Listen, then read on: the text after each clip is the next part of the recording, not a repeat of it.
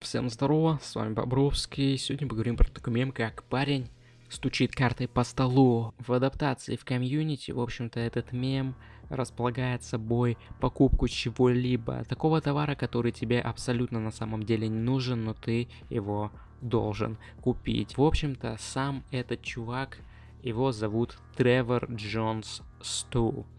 Это тиктокер, который, в общем-то, выкладывает свои видео в ТикТоке, и у него на данный момент 180 тысяч подписчиков и 5 миллионов льюисов.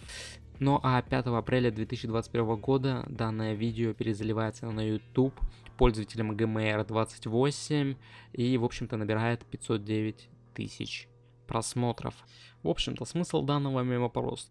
То, что человек хочет совершить покупку, которая ему, в принципе, может быть, даже и не пригодится. В общем-то, у меня на этом все. Ставьте лайки, подписывайтесь на канал.